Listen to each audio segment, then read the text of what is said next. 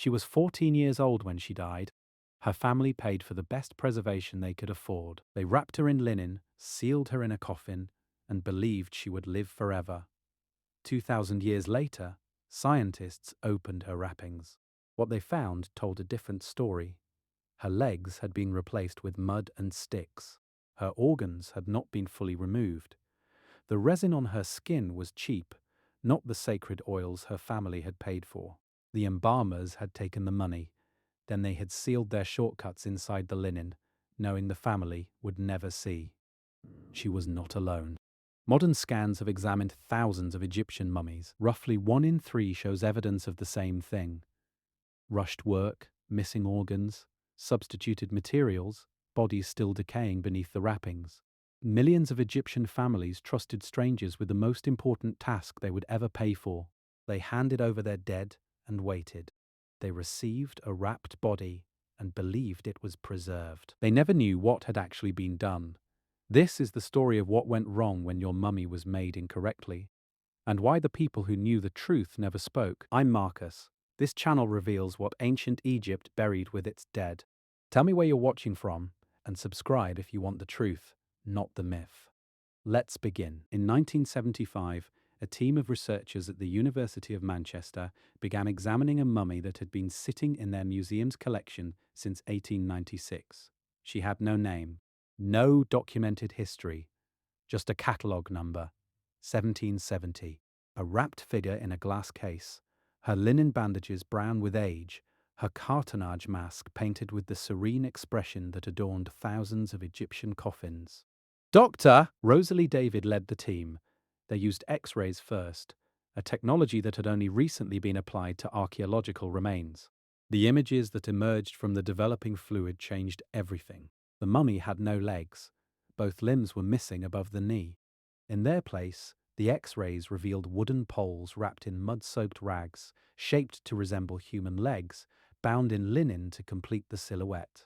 From the outside, the mummy appeared whole. The deception was invisible to anyone who had not looked beneath the surface. Further examination revealed more. The girl, for the bone development indicated she was between 13 and 14 years old, had died from severe trauma. The nature of her injuries suggested either a crocodile attack or a catastrophic accident. Her legs had likely been lost before death or were too damaged to preserve. The embalmers had improvised. But the false legs were not the only problem. When the researchers examined her thoracic cavity using the X-ray images, they found shadows that should not have been there. Residual tissue, material left inside the body that should have been removed during evisceration. The embalmers had not completed the extraction of her internal organs. Portions of viscera remained, sealed inside the wrappings, left to decay in the darkness of the tomb. Chemical analysis of the resin coating her bandages delivered another finding. The substance was not the imported cedar oil or juniper resin that Egyptian texts describe as essential for preservation. Spectrographic testing identified a mixture of local plant oils and animal fat, cheaper materials that would have cost a fraction of the price. The external appearance suggested quality. The chemistry told a different story. Mummy, 1770, became the founding case study of what would become the Manchester Mummy Project. Over the following decades, Dr. Parisher, David's team examined dozens of mummies using increasingly sophisticated technology. CT scanning replaced X-rays. Mass spectrometry allowed precise identification of chemical compounds. DNA analysis became possible. Each advancement revealed more of what the linen had concealed. The patterns were consistent. A study published in the Journal of Archaeological Science examined 52 mummies from museum collections across Britain. 19 showed evidence of incomplete evisceration, organs or organ fragments left inside the body cavity. 23 displayed signs of insufficient desiccation, residual moisture that had allowed continued bacterial activity after wrapping. 30, one contained materials that did not match what the external appearance of the mummy suggested the family had paid for. The British Museum's own scanning program, which began in the 90s and continues today, has examined over 100 mummies. Their findings align with Manchester's. Approximately 1/3 of professionally mummified remains show significant procedural failures. These were not the poorest burials. These were not bodies dumped in the sand by families who could afford nothing else. These were mummies prepared by professional embalmers, wrapped in linen, placed in coffins, buried with grave goods. Families had paid for these preparations. They had expected competent work. The evidence inside the wrappings tells us, that competence was not guaranteed. To understand why these failures occurred, we must examine what mummification actually required, not the idealized version inscribed on temple walls, the physical reality. The technical demands, the pressure points where error became inevitable. A body in Egypt's climate begins to decay within hours of death. The bacteria that inhabit the human intestinal tract, held in check by the immune system during life, begin consuming tissue immediately once that system stops functioning. In temperatures that regularly exceeded 40 degrees Celsius, this process accelerated rapidly. A corpse left untreated for 3 days would already show advanced decomposition. The embalmers understood this. Their entire system was designed to outrun decay. The first procedure was evisceration. An incision approximately 10 centimeters long was made in the left side of the abdomen, below the ribs. Through this opening, the embalmer inserted his hand, or in some cases a hooked instrument, and extracted the internal organs: liver, stomach, lungs, intestines. Each organ was removed, dried separately in natron, and stored in canopic jars under the protection of 4 minor deities the Egyptians called the Sons of Horus. Herodotus, the Greek historian who visited Egypt around 450 BCE, described this procedure in detail. He noted that the embalmers worked quickly, and that the quality of the work depended on what the family could pay. The most expensive option involved careful extraction of each organ. The cheapest involved no evisceration at all, simply injecting cedar oil into the body cavity and allowing it to dissolve the organs over time. Archaeological evidence confirms Herodotus's account and adds detail he did not record. Some embalmers cut vertically, others horizontally. Some made incisions so small that complete organ removal would have been physically impossible. A study of New Kingdom mummies found incision lengths ranging from 8 to 15 centimeters, a significant variation that directly affected how thoroughly the body cavity could be emptied. The kidneys presented a particular problem. They sit against the posterior wall of the abdominal cavity, behind the peritoneum, deeper than the other organs. Reaching them through a lateral incision required skill and anatomical knowledge. CT scans reveal that in roughly 40% of eviscerated mummies, one or both kidneys remain in place. The embalmers extracted what they could reach easily. What required extra effort was often left behind. The heart was treated differently. According to Egyptian belief, the heart was the seat of intelligence and emotion, the organ that would be weighed against the feather of Mat in the judgment of the dead. It was supposed to remain in the body. Removing it would have been, in their understanding, catastrophic. Yet scans reveal that hearts were sometimes removed by accident or carelessness. A study of 25 mummies from the late period found that 6 had no heart present in the chest cavity. Whether this resulted from error, decay, or deliberate removal for reasons we do not understand, the effect was the same. The organ the Egyptians considered most essential for the afterlife was missing. The brain required a different approach entirely. Egyptian religious texts show no particular reverence for the brain. They did not understand its function. In their worldview, it was simply material that filled the skull, material that would liquefy and damage the head if left in place. The extraction method was crude but effective. A long bronze hook was inserted through the nostril, pushed through the ethmoid bone at the back of the nasal cavity, and used to break up the brain tissue. The head was then tilted forward, and the liquefied brain was allowed to drain out through the nose. In some cases, the embalmers injected resin into the skull cavity afterward to fill the space. This procedure left physical evidence that modern imaging can detect. The ethmoid bone is thin and fragile. Puncturing it required force. CT scans of mummified skulls frequently show fractures radiating outward from the puncture site, evidence of hooks wielded too aggressively, breaking more bone than necessary. In approximately 15% of scanned mummies, brain tissue remains inside the skull. Either the embalmers did not complete the extraction, or they did not attempt it at all. The liquid residue of decomposed brain matter appears on CT images as a dark layer pooled against whichever surface was lowest when the body was laid in its coffin. After evisceration, the body required desiccation. The Egyptians used natron, a naturally occurring mixture of sodium carbonate, sodium bicarbonate, sodium chloride, and sodium sulfate, found in deposits at the Wadi Natron in the Western Desert. A body packed in natron and left for sufficient time would lose approximately 75% of its weight as water evaporated from the tissues. The traditional sources indicate this process required 40 days embedded in natron, the mineral salts drawing moisture from skin, muscle, and connective tissue, leaving the body desiccated and resistant to bacterial decay. Experimental archaeology has tested these parameters. In 1994, researchers at the University of Maryland mummified a human cadaver using ancient Egyptian methods. They found that 40 days of natron treatment produced effective desiccation, but that shorter periods did not. A body removed after 25 days still contained sufficient moisture to support bacterial activity. A body removed after 30 days showed marginal results. Only the full 40-day treatment produced stable, long-term preservation.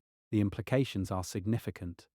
If economic pressure, workshop capacity, or simple impatience led embalmers to shorten the drying period, the results would have been invisible at first.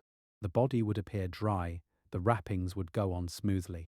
The family would receive what looked like a properly preserved mummy.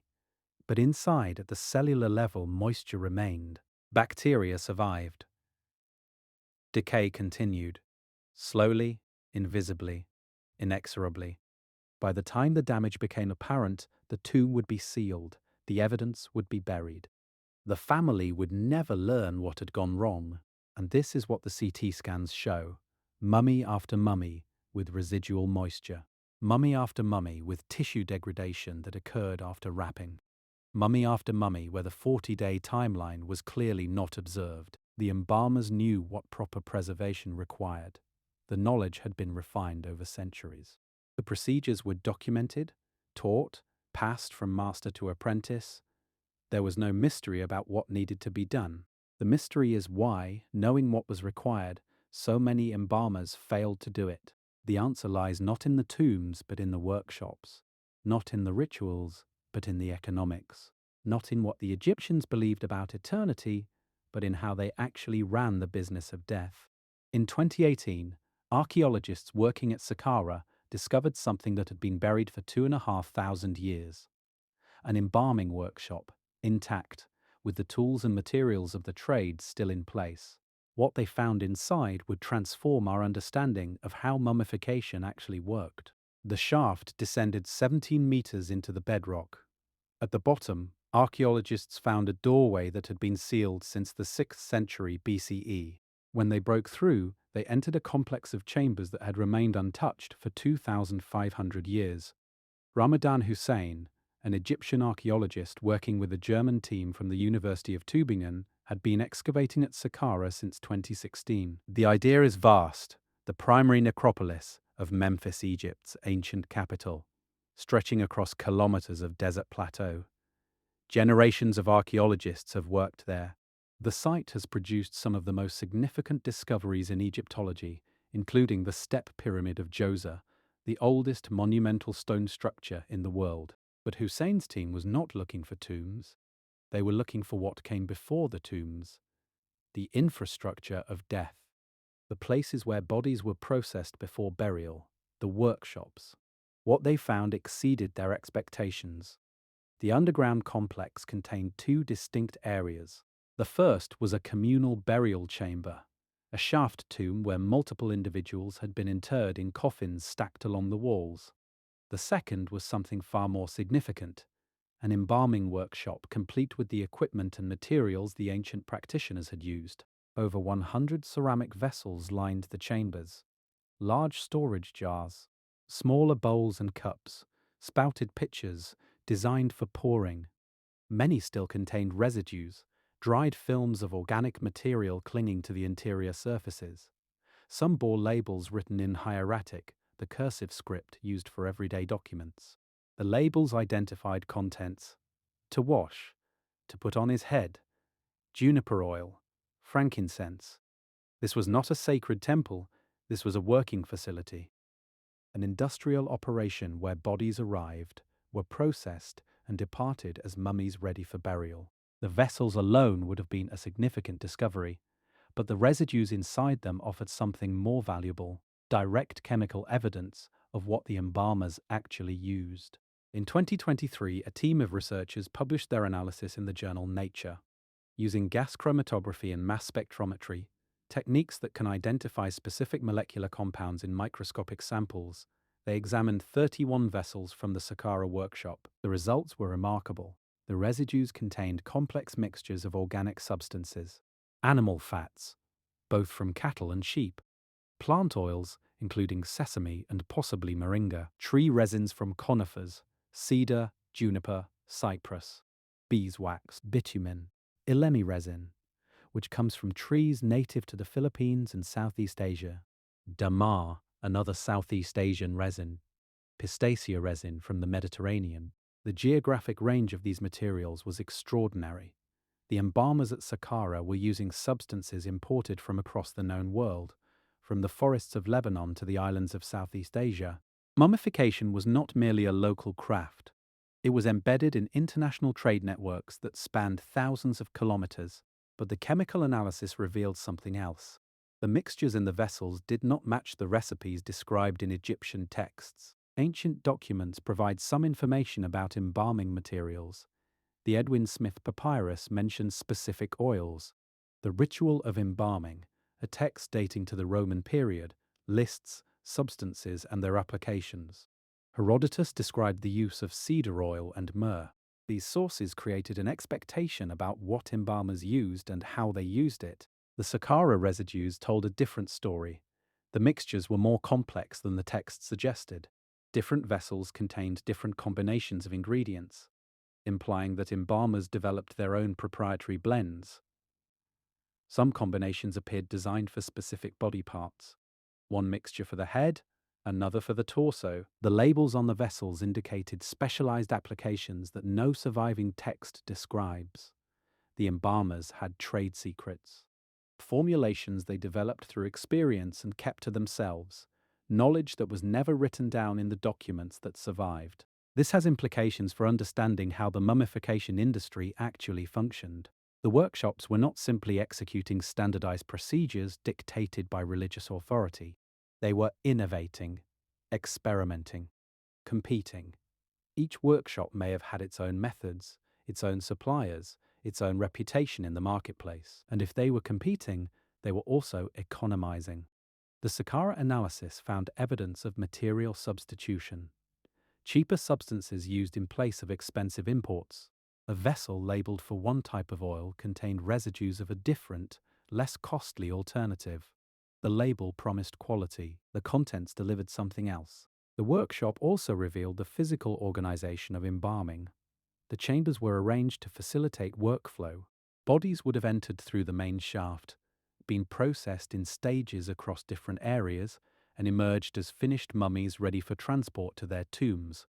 The layout resembled a production facility more than a ritual space. Fragments of pottery and debris suggested the volume of work. This was not a workshop that processed one body at a time with careful attention. This was a facility handling multiple corpses simultaneously, moving them through stages, managing the logistics of preservation at scale. Ramadan Hussein died in 2022, before the full publication of the chemical analysis, but his discovery had already transformed the field. Saqqara provided the first complete picture of an embalming workshop, not as later texts imagined it, but as it actually existed: a business, an industry, a place where profit and piety intersected. The evidence from Saqqara answers certain questions. It confirms that mummification was commercially organized. It demonstrates the complexity of the materials involved. It reveals the existence of trade secrets and proprietary methods. But it raises other questions. If the workshops were businesses competing for customers, what happened when economic pressure conflicted with procedural requirements? If embalmers developed their own methods, who verified that those methods actually worked? If materials were substituted, Who would know? The bodies processed at Saqqara were buried in the shaft tomb below the workshop. They are still there. Modern imaging has examined some of them. The results are consistent with what the Manchester project found. Evidence of variable quality, incomplete procedures, compromised preservation. The workshop that processed them has now revealed its secrets. The chemicals have been analysed. The workflow has been reconstructed. The economics have been exposed. But for the families who paid for those mummifications, who entrusted their dead to the professionals at Saqqara, the secrets remain sealed. They buried their relatives in the shaft tomb, performed the rituals, spoke the prayers, and departed. They believed they had done what was necessary.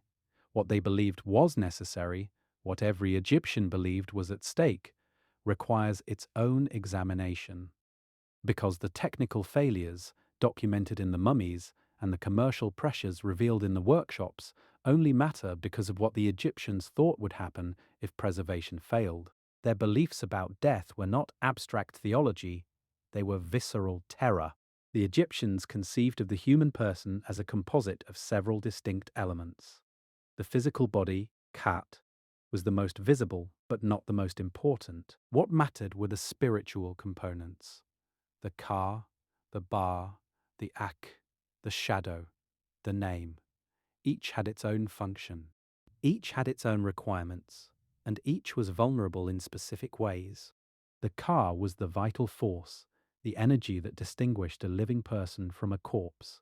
It came into being at the moment of birth, created by the god Khnum on his potter's wheel, an exact spiritual duplicate of the physical body. When a person died, the Ka did not die with them.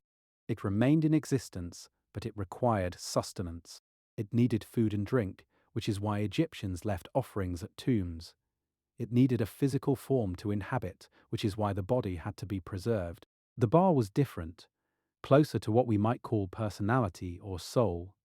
It contained the individual characteristics that made a person who they were. Unlike the Ka, the Ba was mobile.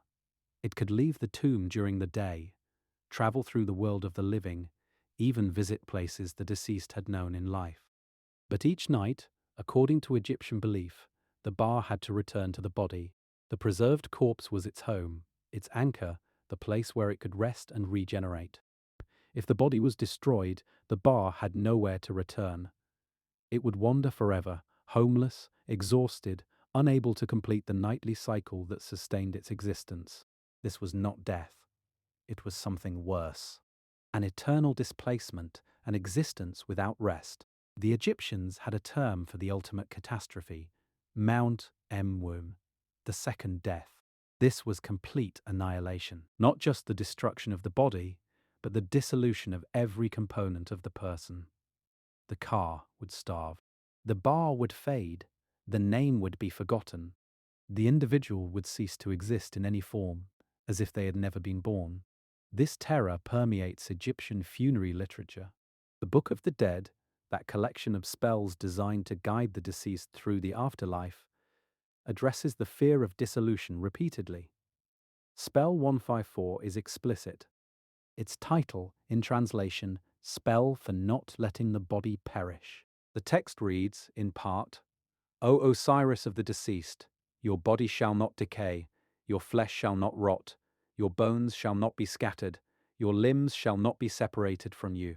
You shall go forth and return, your flesh shall be firm, you shall not be destroyed. The spell exists because the fear existed. No one writes magical protections against threats they do not believe are real. Spell 154 is evidence. Evidence that the Egyptians worried about exactly the failures that modern archaeology has documented. Decay, rot, scattering, dissolution. Other spells address other vulnerabilities. Spell 43 protects against decapitation in the underworld. Spell 89 ensures that the Ba will return to the body. Spell 151 provides instructions for placing protective amulets on specific body parts, the heart, the throat, the spine, each location corresponding to a specific danger the deceased might face. The sheer number of these spells indicates the magnitude of the anxiety. The Book of the Dead could contain nearly 200 different spells. A wealthy Egyptian might be buried with a papyrus scroll containing dozens of them, selected to address the particular threats that worried the family most. A less wealthy individual might have a shorter selection written on their coffin or on linen bandages wrapped around the body. The spells were not decoration. They were, in the Egyptian understanding, functional technology. Each spell was a tool designed to solve a specific problem. The problem of decay, the problem of dismemberment, the problem of getting lost in the underworld, the problem of failing the judgment of the dead. The judgment was another point of vulnerability. According to Egyptian belief, every deceased person faced a tribunal in the Hall of Two Truths. Osiris presided. 42 assessor deities watched. The heart of the deceased was placed on a scale, balanced against the feather of Maat, the goddess of truth, justice, and cosmic order.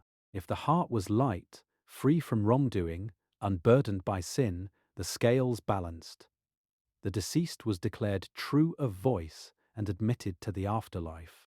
If the heart was heavy, weighted down with lies and transgressions, the scales tipped. A demon called Ammit, depicted with the head of a crocodile, the body of a lion, and the hindquarters of a hippopotamus, waited beside the scale. She would devour the heavy heart, and the person whose heart she ate would cease to exist. The heart had to be present for this judgment to occur. This is why the embalmers were supposed to leave it in the body. This is why its accidental removal was catastrophic. This is why families placed heart scarabs, carved stone beetles inscribed with a spell, over the heart of the mummy. The spell on the scarab instructed the heart not to testify against its owner. O my heart, which I had from my mother, O my heart of my different ages, do not stand up against me as a witness. Even the Egyptians did not fully trust their own hearts. The beliefs created the stakes. The procedures were designed to meet those stakes. The workshops existed to execute those procedures. But between belief and practice, between intention and execution, failures occurred at every level. The Saqqara workshop shows us the business. The Manchester mummies show us the results. The funerary texts show us the fears that made those results so devastating. But there is another source of evidence, a source that comes not from archaeologists or scientists, but from the Egyptians themselves. Documents that record what happened when the system broke down, when families realized something had gone wrong, when the silence of the tombs was broken by accusation, investigation, and confession. The tomb robbery papyri of the 20th dynasty preserved the testimony of men who broke into sealed tombs, opened coffins, and saw with their own eyes what the wrappings had concealed. Their confessions, extracted under interrogation, provide a window into the reality that families never witnessed. The confession was recorded on papyrus in the 29th year of the reign of Ramesses III. A stonemason named Amenpanifer stood before the magistrates of Thebes, his testimony extracted through interrogation. What he described would become part of the most detailed criminal investigation to survive from the ancient world. Amenpanifer had broken into tombs, not once but repeatedly, over a period of years. He had worked with accomplices, other craftsmen, a priest, a fisherman who ferried them across the Nile at night. They had targeted tombs in the Theban necropolis, the burial ground of kings, queens, and nobles on the west bank of the river. His confession, preserved in what scholars call the Leopold II Amherst papyrus, details the methods. They entered by night. They dug through sealed doorways or tunneled through the rock. They broke into burial chambers that had been closed for generations, and they opened the coffins. We opened their coffins and their coverings in which they were, Amenpanifer testified. We found the august mummy of this king equipped with a sword. A large number of amulets and jewels of gold were upon his neck, and his golden headpiece was upon him. The august mummy of this king was entirely covered with gold, and his coffins were adorned with gold and silver, inside and out, and inlaid with every kind of precious stone. This particular robbery targeted a royal tomb, likely that of Sobekemsaf II, a pharaoh of the 17th dynasty who had been dead for over 400 years when Amenpanifer broke in.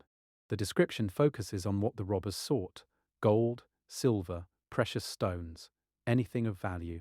But other testimonies in the tomb robbery papyri describe what the robbers found when they opened coffins that contained less exalted occupants. Bodies that had not survived the centuries intact. Mummies that fell apart when handled. Preservation that had failed.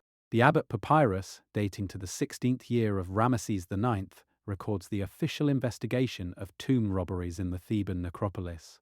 Inspectors examined tombs that had been reported as violated. Their findings were recorded with bureaucratic precision. Found intact, reads one entry. Examined this day, found that the thieves had entered it, reads another. The papyrus lists tomb after tomb, noting which had been breached and which remained secure. The Maya papyri now held in Liverpool contain additional confessions. One thief described stripping a mummy of its wrappings to reach the amulets beneath. The body, he noted, came apart as he worked, the arms separated from the torso. The wrappings, when pulled, brought pieces of dried flesh with them. This was not how a properly preserved mummy should behave. A body that had been correctly desiccated, properly wrapped, adequately protected with resin, should have maintained structural integrity even after centuries. The fact that the robbers described mummies disintegrating under their hands indicates that many of the preparations had been inadequate from the beginning. The robbers were not archaeologists. They had no interest in preservation quality. They wanted valuables. But their testimonies, recorded under oath and under threat of execution, provide independent verification of what the mummies themselves now reveal under CT scanners. The failures were real. The failures were widespread. The failures were visible to anyone who actually looked beneath the wrappings. The papyri also document the response of the authorities. Tomb robbery was a capital offense.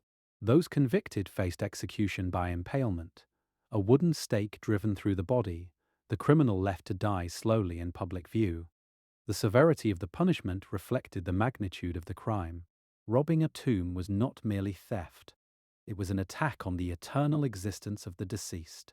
It was, in the Egyptian understanding, a kind of murder that extended beyond death. The investigations were thorough. Suspects were arrested, interrogated, released, rearrested as new evidence emerged. Witnesses were called. Physical evidence was gathered. The magistrates visited tomb sites to verify claims. The records show a judicial system struggling to contain a problem that had grown beyond control. Because by the late New Kingdom, tomb robbery had become endemic, the wealth buried with the dead was simply too tempting. The necropolis guards were too few, too poorly paid, too easily bribed. The economic pressures of a declining empire made crime attractive and enforcement difficult. Some of the robbers were the same craftsmen who had built the tombs in the first place. They knew the layouts. They knew where the burial chambers were located. They knew which walls were thin enough to tunnel through. The system that created the tombs also created the expertise to violate them.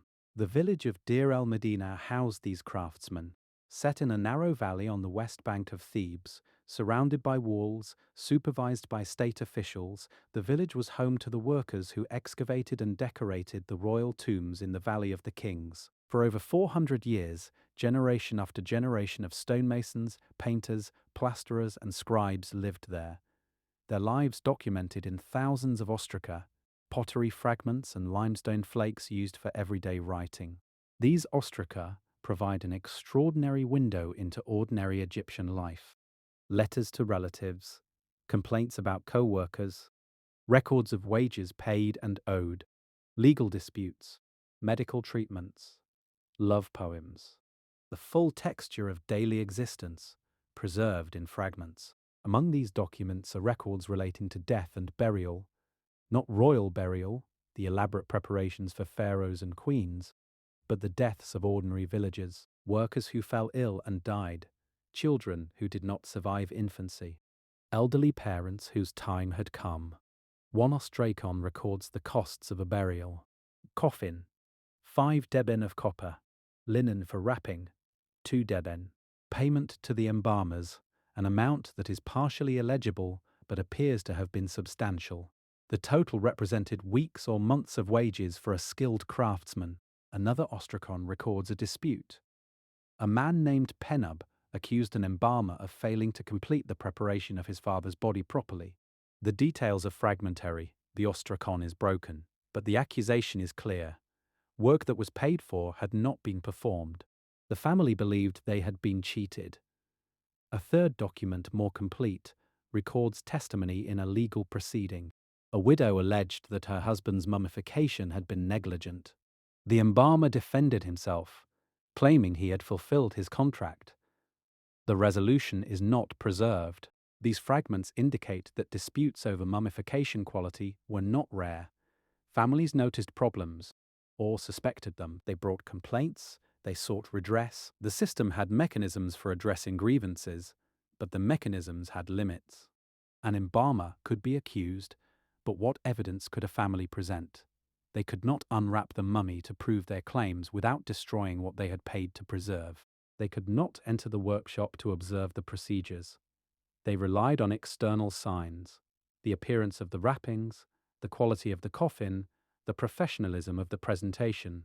The embalmers understood this asymmetry. They controlled access to information. They determined what the families would see and what would remain hidden, their word against the family's suspicions, their expertise against the family's ignorance.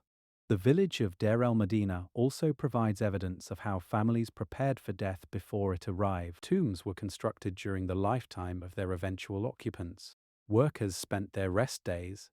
The Egyptian week had 10 days, with the 9th and 10th reserved for personal business, excavating and decorating their own burial chambers in the hillside above the village.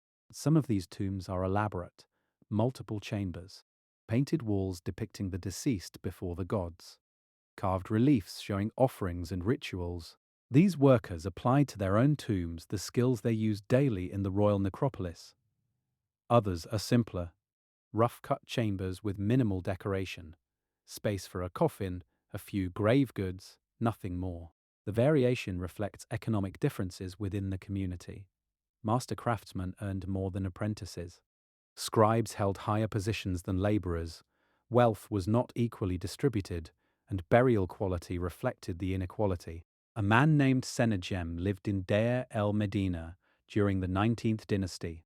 His tomb, discovered intact in 1886, provides a complete example of a prosperous worker's burial.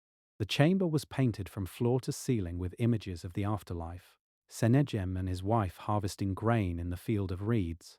Sennacherib passing through the gates of the underworld. His mummy, and the mummies of his family members buried with him, were examined in the early 20th century. The preservation was adequate but not exceptional. The procedures had been competently performed. The materials were appropriate for his social class. Sennacherib had received what he paid for. But Sennacherib was relatively wealthy, a foreman, a man of status within his community. His burial represented the upper tier of what a non-royal Egyptian could achieve. What about those below him, the laborers who hauled stone, the women who baked bread for the workforce, the children who carried water, the elderly who could no longer work? Some were buried in communal graves, multiple bodies sharing a single shaft. Some were interred in reused tombs, earlier occupants pushed aside to make room. Some were buried with minimal preparation, their mummification rudimentary or absent entirely. The ostraca record payments for these burials too, smaller amounts. Fewer materials, shorter timelines. The economics scaled downward just as they scaled upward. Less money bought less preservation. Less preservation meant greater risk. A document known as the Tomb Robbery Papyrus records the interrogation of a priest named Pawara, accused of participating in robberies at the necropolis. Under questioning, he admitted to entering several tombs, including those of non-royal individuals. His description of what he found in these lesser tombs differs from the accounts of royal burials. The coffins were simpler, the wrappings were fewer, the amulets were cheaper, faience and painted clay rather than gold and precious stones, and the bodies, in some cases, had not been preserved at all. Simply wrapped in linen and placed in coffins, the flesh left to decay naturally, the bones eventually settling into disarticulation at the bottom of the shroud. These were the burials of the poor, the families who could not afford evisceration, desiccation, or quality materials. They did what they could. They placed their dead in coffins, spoke the prayers they knew, hoped that intention would substitute for procedure. The embalmers served both ends of the market. The workshops that prepared royal mummies also prepared the mummies of commoners. The same craftsmen who used imported resins and gold amulets for wealthy clients used local oils and clay beads for poor ones.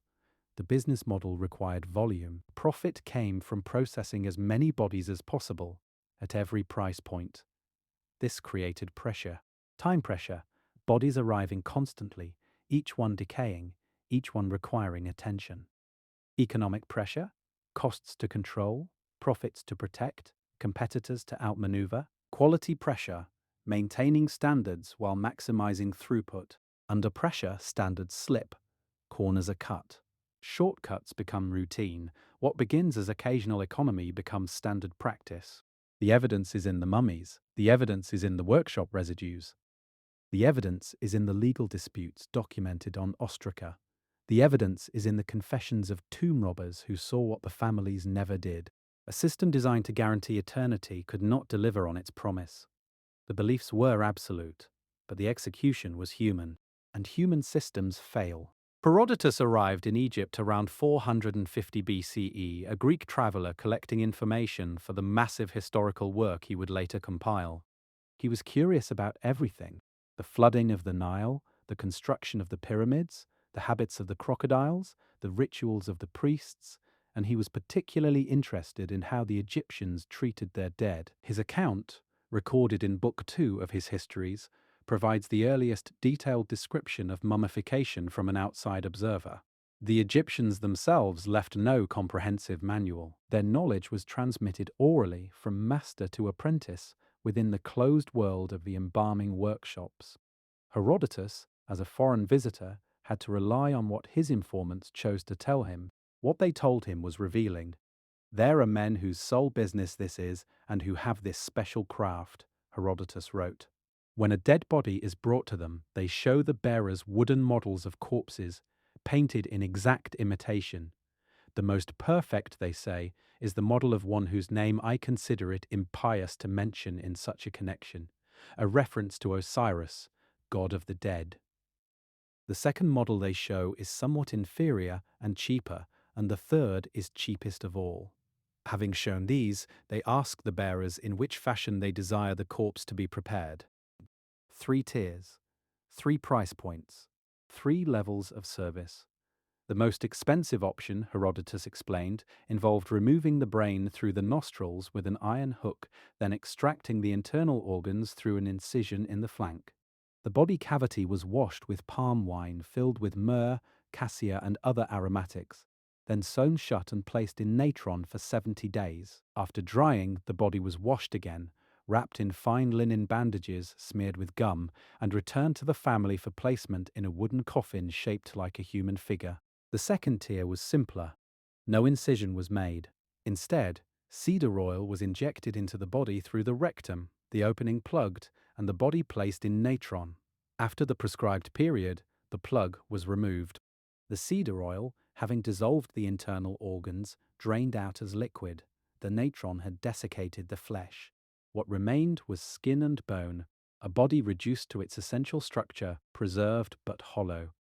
The third option was cheaper still. The intestines were cleared with a purgative wash. The body was placed in natron for the required period. No evisceration, no injection, no special materials, minimal intervention, minimal cost. Herodotus did not record the specific prices, but the tiered structure he described has been confirmed by archaeological and documentary evidence. Mummification was not a single standardized procedure. It was a menu of options calibrated to what families could afford. Modern scholars have attempted to reconstruct the costs. The calculations are imprecise. We have fragmentary evidence, and the Egyptian economy changed over 3,000 years, but general patterns emerge.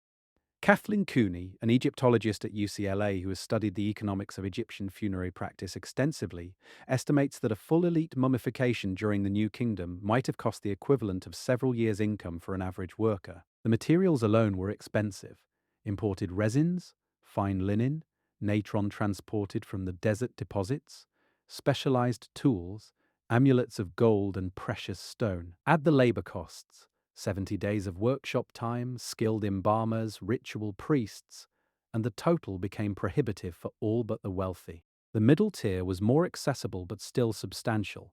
A skilled craftsman at Deir el Medina earned approximately 5.5 sacks of grain per month, supplemented by occasional payments in copper, oil, and other commodities.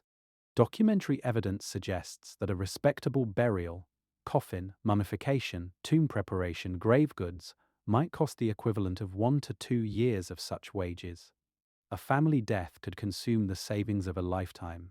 The cheapest option, basic treatment, minimal materials, no frills, was within reach of more families, but still required sacrifice. And below even this tier were those who could afford nothing at all. Their dead were buried in the sand, wrapped in whatever cloth was available, with prayers substituting for procedure. The tiered system created a problem that every commercial enterprise faces: the temptation to charge for one level of service while delivering another. A family contracts for the second tier. They pay the agreed price. They deliver the body to the workshop. 70 days later, they receive a wrapped mummy that looks appropriate for what they paid. The cartonnage is painted. The coffin fits the body correctly. But what actually happened inside the workshop? The family has no way to verify that cedar oil was used rather than a cheaper local substitute. They cannot confirm that the natron treatment lasted the full period. They cannot check whether the internal organs dissolved completely or partially liquefied and remained in the body cavity. They have purchased a process they cannot observe, delivered by professionals whose work they cannot inspect. The embalmers understood this informational asymmetry. Their entire business model depended on it. Reputation mattered. Workshops that produced obviously inadequate mummies would lose customers, but reputation was based on external appearance, not internal quality. A mummy that looked correct was commercially acceptable, regardless of what lay beneath the wrappings. The chemical analysis from Saqqara confirms that substitution occurred. Vessels labeled for expensive materials contained residues of cheaper alternatives. The labels were accurate for what the families were told they were paying for. The contents reflected what was actually used. But the most striking evidence of systematic fraud comes not from human mummies, but from animal mummies, the millions of preserved creatures that were produced as votive offerings throughout Egyptian history. Animal cults flourished in Egypt, particularly during the late and Ptolemaic periods. Worshippers could purchase a mummified animal, a cat for the goddess Bastet, an ibis for Thoth, a crocodile for Sobek, and dedicate it at a temple as an offering. The practice was enormously popular. Excavations at animal necropoli have uncovered millions of specimens. The catacombs at Saqqara alone contained an estimated 4 million ibis mummies. This was an industry. Workshops produced animal mummies in enormous quantities to meet pilgrim demand. The economics were similar to human mummification. Different price points for different levels of quality. Pressure to maximize volume. Opportunities for cost reduction. In 2015, researchers at the University of Manchester published a study that examined over 800 animal mummy bundles using CT scanning and X-ray analysis. The results were disturbing. Approximately 1/3 of the bundles examined contained no animal at all. They were empty or filled with materials such as mud, sticks, reeds, eggshells, and feathers. The external appearance was correct. The shape suggested an ibis, or a cat, or a hawk.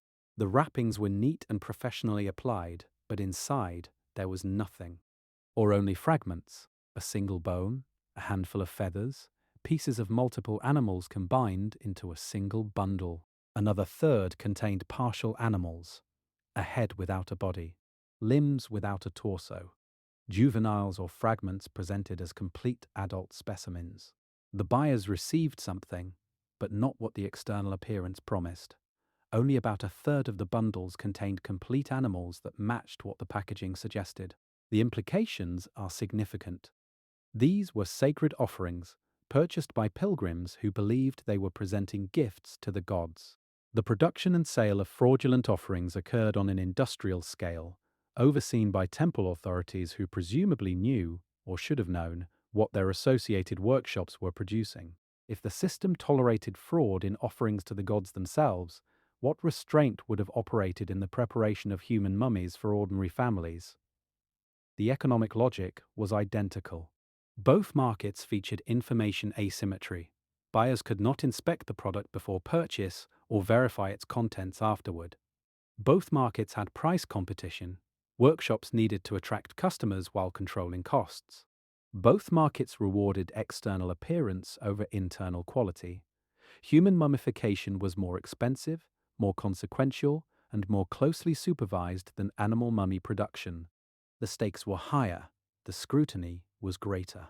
The families were more invested in the outcome, but the same pressures operated, the same opportunities existed. The same gap between appearance and reality could be exploited.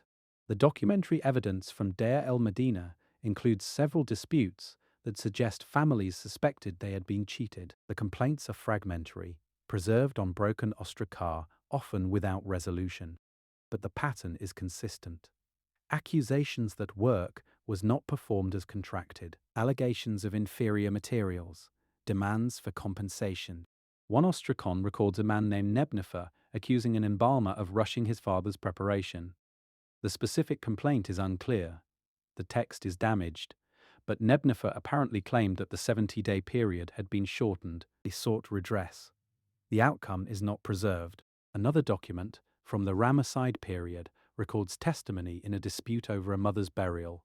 The daughter claimed the mummification was not like what was agreed. Witnesses were called. The embalmer denied wrongdoing. The tribunal's decision is lost. These fragments suggest a pattern but cannot prove it. Families suspected problems. They brought complaints. Sometimes they were heard. What they could rarely do was prove their allegations. The mummy was wrapped. The evidence was sealed. Opening the wrappings to verify claims would destroy the preservation the family had paid for. The embalmers operated within this protected space. They could be accused but rarely convicted. They could be suspected but rarely exposed. The structure of the transaction insulated them from accountability. Labor conditions in the workshops added another layer of pressure.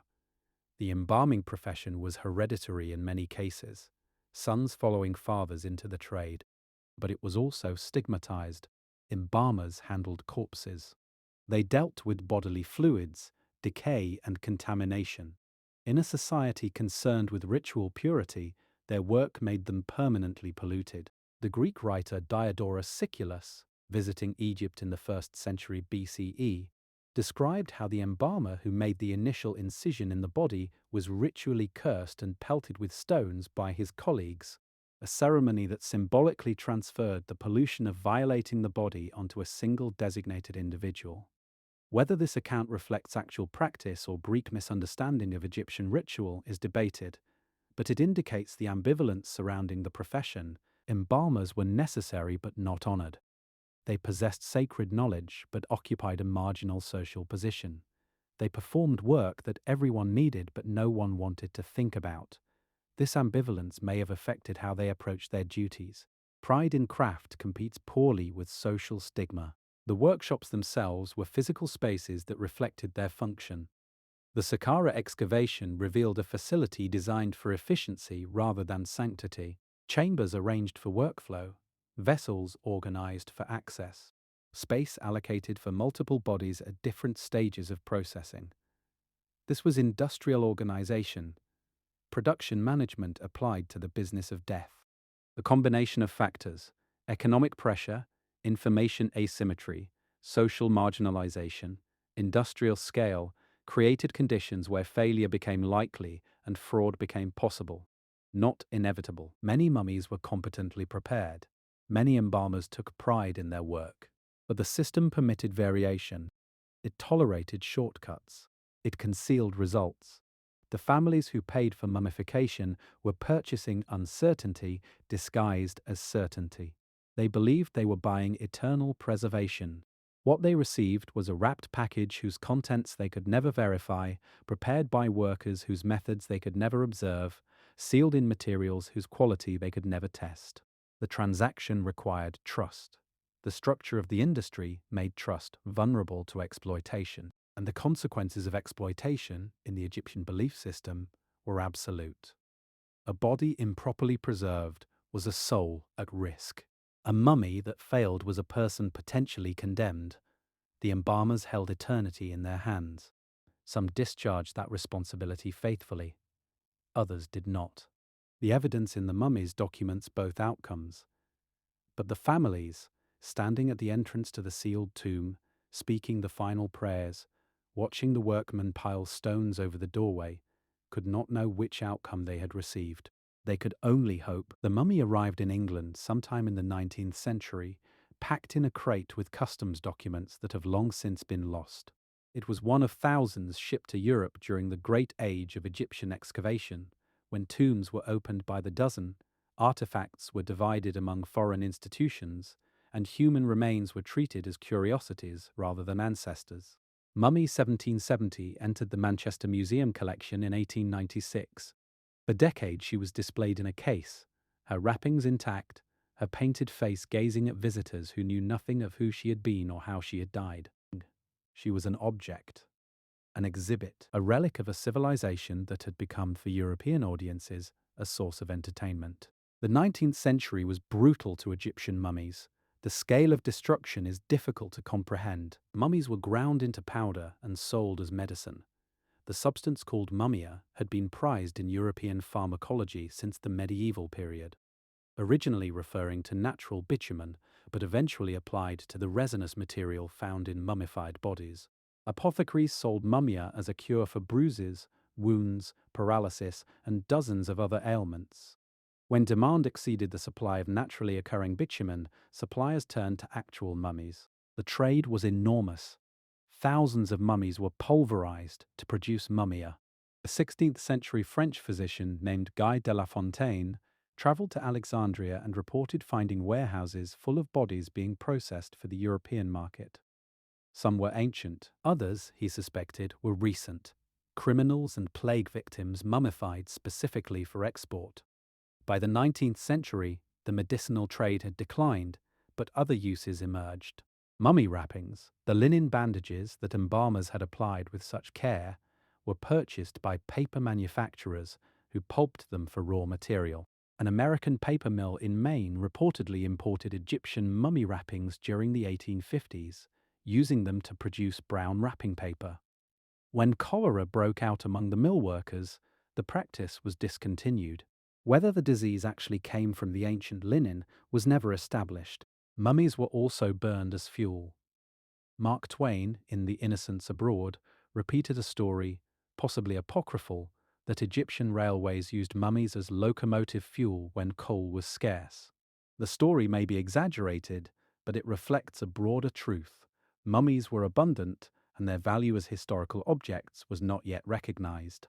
And mummies were entertainment. Victorian England developed a fashion for mummy unwrapping parties, social gatherings where a mummy would be publicly unwrapped before an audience of invited guests.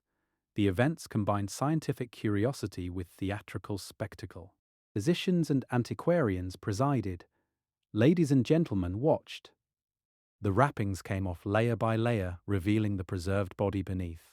Thomas Pettigrew, a surgeon and antiquarian, became famous for these performances. Between 1820 and 1850, he unwrapped numerous mummies before audiences that included nobility, scientists, and curious members of the public. His 1834 book, A History of Egyptian Mummies, documented his findings and cemented his reputation as an expert. The unwrappings destroyed what they revealed. Once the linen was removed, the preservation was compromised. Bodies that had survived 3,000 years in sealed tombs deteriorated rapidly when exposed to European air and humidity. The amulets were catalogued, the wrappings were discarded or sold. The bodies themselves often crumbled within years. How many mummies were lost during this period cannot be calculated. Tens of thousands, certainly. Perhaps hundreds of thousands. The necropole of Egypt had contained millions of preserved bodies, the accumulated dead of 3 millennia. By the early 20th century, a significant fraction had been destroyed, dispersed, or reduced to fragments scattered across museums and private collections worldwide. Those that survived did so by accident as much as intention. Mummies that remained in sealed tombs, undiscovered by excavators or robbers. Mummies that entered museum collections and were preserved rather than unwrapped. Mummies that were buried in remote locations away from the major sites that attracted archaeological attention. And mummies that were never professionally mummified at all. The desert preserved what the embalmers sometimes failed to preserve. Egypt's climate, hot, dry, with minimal rainfall, creates conditions that naturally desiccate organic material. A body buried in sand without coffin or wrapping will lose moisture rapidly. The tissues dry. Bacterial activity ceases. The remains stabilize. Pre-dynastic Egyptians, those who lived before the unification of Upper and Lower Egypt around 3100 BCE, buried their dead in simple pit graves in the desert. The bodies were placed directly in the sand, curled in fetal position, sometimes accompanied by a few grave goods. No embalming, no evisceration, no 70-day ritual. Yet many of these bodies survived. The sand did what the embalmers would later attempt with natron and resin. The dry heat extracted moisture. The alkaline soil inhibited decay. Bodies that were buried 4,000 or 5,000 years ago remain preserved today. Skin intact, hair still attached, features recognizable. The British Museum's most famous Egyptian human remains are not a pharaoh or a priest. They are an anonymous pre-dynastic man, buried around 3400 BCE, preserved by the sand of the Gebelin Cemetery. He is known as Ginger for the red hair still visible on his skull. His body lies in a reconstructed grave, curled on his side as he was placed 5,500 years ago. No embalmer touched him. No payment was made. The desert preserved him more effectively than many professional mummifications would preserve the wealthy dead of later dynasties. This is the irony that modern archaeology has revealed. The elaborate system that the Egyptians developed, the evisceration, the natron, the resins, the wrappings, the amulets, the spells, was an attempt to replicate what the desert did naturally. They observed that bodies buried in sand survived. They developed artificial methods to achieve the same result when burial in sand was not possible, when tombs moved underground, when coffins separated bodies from soil, when the wealthy demanded chambers of stone rather than pits of earth. The artificial methods worked. Sometimes, when performed correctly, with adequate materials, sufficient time, and professional skill, mummification produced bodies that survived for millennia. The royal mummies of the New Kingdom, Ramesses II, Seti I, Tutmosis III, remain recognizable individuals, their features preserved, their identities documented, and when they failed, the bodies decayed inside their elaborate wrappings, sealed in their expensive coffins, lost despite the investment, the prayers, the hope. The pre-dynastic dead, buried simply in the sand, had no such expectations. They did not believe, as far as we can determine, in the complex afterlife theology that would develop later. They did not fear the second death or the judgment of Osiris. They buried their dead with care, with goods for use in some kind of continued existence, but without the apparatus of preservation that would become central to Egyptian civilization. And their dead survived, not through effort, but through circumstance. Not through belief, but through geology. Mummy 1770 represents the other outcome. She was mummified professionally. Her family paid for preservation. They expected competent work.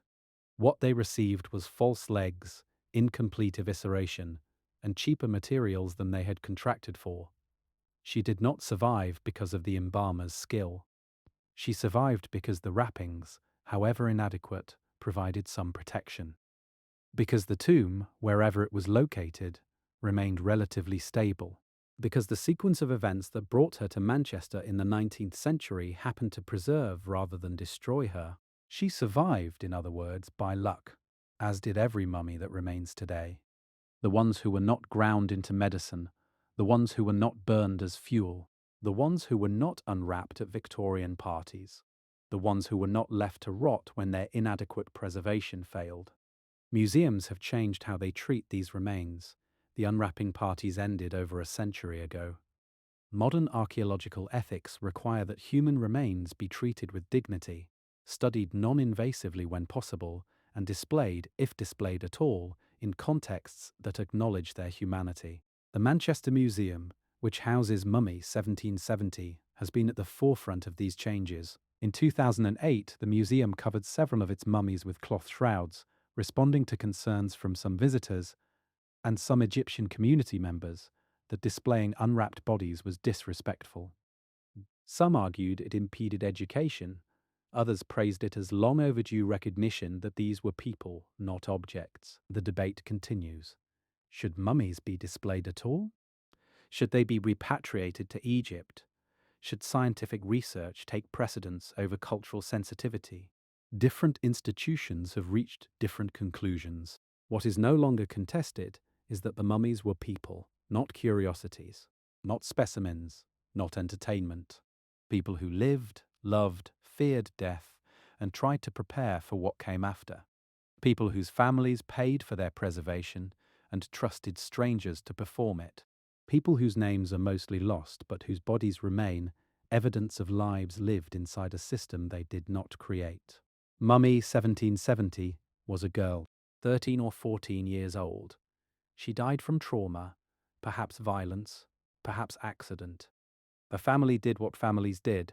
They brought her body to the embalmers. They paid what they could afford. They received a wrapped figure that looked like their daughter, properly preserved, ready for eternity. They never knew about the false legs. They never knew about the tissue left inside her body. They never knew that the resin was cheap substitute rather than sacred oil. They buried her, believing they had done everything right. The embalmers knew. They knew what they had done and what they had failed to do. They sealed their shortcuts inside the linen and moved on to the next body. Another family, another payment, another opportunity. The system continued. For 3,000 years, the system continued. Bodies arriving at workshops, families paying what they could, embalmers performing what they chose to perform, mummies emerging, wrapped and painted, concealing whatever lay beneath. Tombs sealed, prayers spoken, the living walking away into their own lives, carrying hope and uncertainty in equal measure, until the tombs were opened, until the robbers confessed, until the scientists arrived with their scanners and their questions, until the evidence, so carefully hidden, was finally exposed. What the evidence shows is not a story of good and evil, not a story of heroes and villains. It is a story of a system under pressure, economic pressure, time pressure, the pressure of processing death at industrial scale while promising eternal results. The embalmers were not uniquely corrupt. They were workers in a system that permitted failure and concealed consequences. Some were skilled and conscientious, some were careless or fraudulent. Most, probably, were somewhere in between, doing adequate work under difficult conditions, cutting corners when they could, maintaining standards when they had to. The families were not naive. They understood they were purchasing a service they could not verify. They knew the embalmers controlled information they could not access. They hoped for the best because hope was all they had. The system was not designed to fail. It was designed to preserve the dead and comfort the living. It accomplished both goals imperfectly for 30 centuries. Millions of families were given something to bury, something to visit, something to hope for. That the preservation often failed, that the promises often exceeded the results, does not negate what the system attempted. It only reveals that the attempt was human, limited, flawed, like every human attempt to defeat death. The tombs are quieter now. The workshops are ruins. The embalmers are gone, their knowledge lost, their trade secrets dissolved into history. What remains are the mummies themselves, some preserved, some failed, all of them evidence of what people once believed and what they were willing to pay for that belief. Mummy 1770 rests in Manchester. Her false legs are documented, her incomplete preservation is understood. Her cheap resin has been chemically analyzed. She has been studied more thoroughly in death than she ever was in life. But her name is lost. Her family is forgotten. The prayers they spoke over her tomb have not survived. Whatever they hoped for her, whatever eternity they imagined, exists now only in the evidence of their effort. They tried. That is what the mummy proves. They tried to save her. They paid what they could. They trusted whom they had to trust. They did what their civilization told them was necessary. It was not enough. The preservation failed. The promises were not kept. But the effort remains. The evidence of love, preserved in the attempt to preserve what could not be preserved. A family, 3,000 years ago, trying to save their daughter from the only fate they feared more than death. They could not succeed. No one could. But they tried. And that, perhaps, is what survives.